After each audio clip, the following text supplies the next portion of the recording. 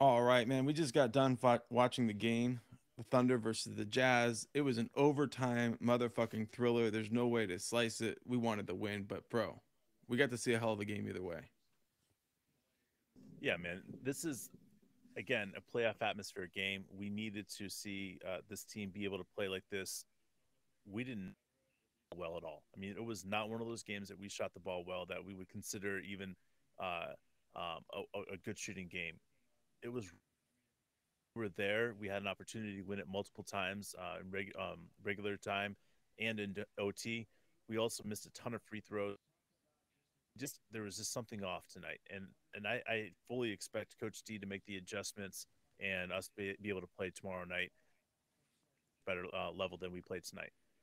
Yeah, we just played the Jazz in Utah. They just got done with having the All-Star game there. They were hyped, and we felt like we came in a little bit in quicksand. We weren't really clicking early. Hmm. We were able to find a little momentum going to halftime, build a 9 point lead, but then from there we could never stretch it, and it kind of felt like that was going to come back and bite us as the game went on, and it did. Absolutely. We weren't able to close it in regulation, which felt like that was going to bite us, and it did. And then we had a chance to close it in overtime. So that's kind of the story of this game was our inability to just ice the game. That's it. We got huge contributions from Kendrick Williams in that fourth quarter. Really, the reason that we were able to first place, he had 16 points, 3 assists, 4 rebounds. Really, the person that stood out to me, other than Shea, because Shea is the obvious person right here, but was Josh Giddey. He had 18 points, 11 rebounds, 6 of which were offensive. He had 3 assists, two. He was up and down the court all night, passing the ball on an incredibly high level. He didn't get a lot of assists tonight, but that was not due to him not making the pass. It was just people weren't hitting shots tonight, and it's just the way the cookie crumbled for him. But what a phenomenal night for Josh, uh, doing what he needed to do for this team to stay in the game. As credit, they had big contributions from Walker Kessler and huge game from Laurie Markkanen, 43 points for him.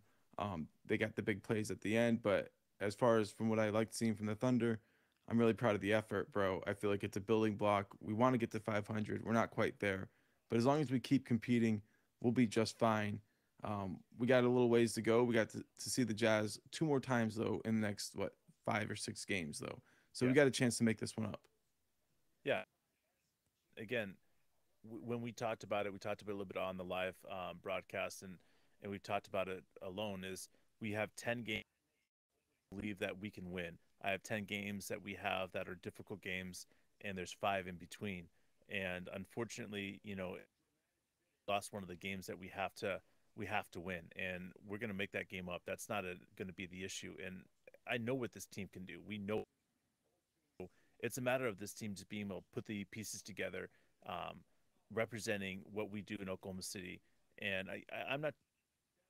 It's the first game back after the All Star break. We obviously had a ton of rust. I mean, that shooting was not a normal shooting night for our imagination. So the fact that we were even in this game in the first place should indicate really where this team is at.